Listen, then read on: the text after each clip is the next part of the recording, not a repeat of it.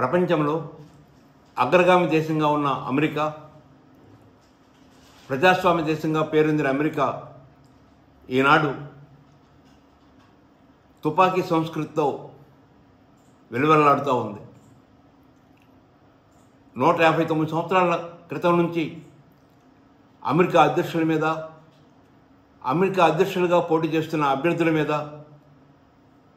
తుపాకీ పేలుతూ ఉన్నాయి.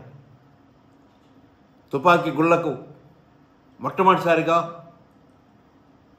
Abraham Lincoln గారు, ఆ తర్వాత జేమ్స్ గార్ఫీల్డ్ గారు, విలియం మెకిన్లే, జాన్ ఎఫ్ కెనడీ ఇలాంటి వాళ్ళు తుపాకీ గుళ్ళకి మరణించారు. అమెరికాలో ఈ తుపాకీ సంస్కృతి 17వ శతాబ్దం నుంచి ప్రారంభమైంది. అక్కడున్న పూర్వ అమెరికా జాతి వారిని అణచడం కోసం, వారి యొక్క దాడులను ఎదుర్కోవడం కోసం, వ్యవసాయం చేసేటప్పుడు వారి వ్యక్తిగత ఆత్మరక్షణ కోసం, వేటాడి జంతువుల్ని ఆహారంగా తీసుకోవడం కోసం ప్రారంభమైన తుపాకీ సంస్కృతి అది ఈరోజు విస్తృతంగా పెరిగిపోయింది. అమెరికాలో ప్రతి సంవత్సరం 1 కోటి తుపాకులు తయారవుతూ ఉన్నాయి. తుపాకీ లైసెన్స్ పొందటం అక్కడ చాలా సులభతరం.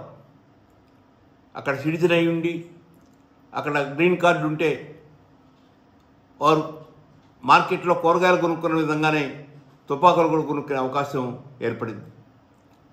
దీంతో ప్రతిరోజు ఏదో ఒక సందర్భంలో ఎక్కడో చోట విద్యార్థులను కాల్చడం, ప్రజల్ని కాల్చడం సర్వసాధారణంగా మారిపోయింది.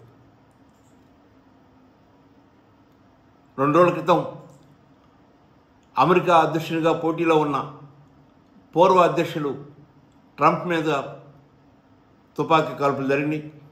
ఆయన త్రుటిలో తప్పించుకొని ఈరోజు క్షేమంగా ఉన్నారు. అమెరికాలో 1791లో 2వ అమెండ్మెంట్ ద్వారా తుపాకీ సంస్కృతికి చట్టబద్ధతని కల్పించారు. అమెరికాలో ఈరోజున్న జనాభాలో దాదాపు 40% మంది ప్రజల దగ్గర తుపాకులు అందుబాటులో ఉన్నాయి. మామూలు తుపాకులే కాకుండా ఆటోమేటిక్గా ఉండే తుపాకులు, ఒకేసారి అనేక రౌండ్లు కాల్చే తుపాకులు కూడా అందుబాటులో ఉంటున్న పరిస్థితి. దీనివల్ల కొంతమంది మానసికంగా అనేక ఇబ్బందులకు గురవుతున్న వాళ్ళు, లేదా ఒక శత్రు వైఖరి ఉన్నవాళ్ళు, ఇలాంటి వారు అమాయకుల మీద కూడా దాడులు చేస్తున్న పరిస్థితిని చూస్తున్నాం.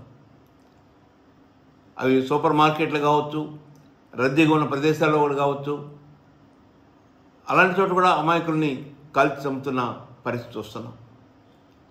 అమెరికా అభివృద్ధి కావాలంటే తుపాకీ ఉండాలి, తుపాకీ ఉంటేనే మాకు రక్షణ ఉంటుంది అని అక్కడున్న ఒక పార్టీ భావిస్తూ ఉంటే, మరొక పార్టీ, ముఖ్యంగా డెమోక్రటిక్ పార్టీ, ఈ తుపాకీ సంస్కృతి తగ్గాలి, లైసెన్స్ ఇచ్చేటప్పుడు అనేక జాగ్రత్తలు తీసుకోవాలి, పరిమితంగా ఉత్పత్తి చేయాలని చెప్పని డెమోక్రటిక్ పార్టీ కోరుతూ ఉంది. అమెరికాలో ఈ తుపాకులు లాంటివి తయారు చేసే లాబియింగ్ చాలా బలంగా ఉంది. అదొక పెద్ద వ్యాపారంగా మారింది. అక్కడి నుంచి ప్రపంచంలోని అనేక దేశాలకి ఈ తుపాకులు లాంటివి అమ్ముతూ వేలాది కోట్ల రూపాయలు సంపాదిస్తున్న ఒక పెద్ద పరిశ్రమగా మారింది.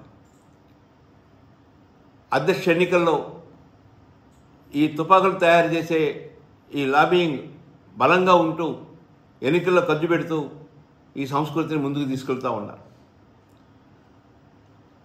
అమెరికేతరులు, ఇతర ప్రాంతాల నుంచి వచ్చిన వారు అనేక రకాలుగా సుఖమైన జీవితాన్ని గడుపుతున్నా ఈ తుపాకీ సంస్కృతిని చూసి చాలా భయపడుతున్న పరిస్థితిని గమనిస్తున్నాం. ఇప్పటికైనా అమెరికా సమాజం గుర్తించి తుపాకుల లైసెన్స్ ఇచ్చేటప్పుడు తప్పనిసరిగా అనేక చర్యలు చేపట్టాలని, ఎవరికి పడితే వారికి తుపాకుల లైసెన్స్ ఇవ్వకుండా కొన్ని జాగ్రత్తలు తీసుకోవాలని జనచైతన్య వేదిక కోరుకుంటుంది.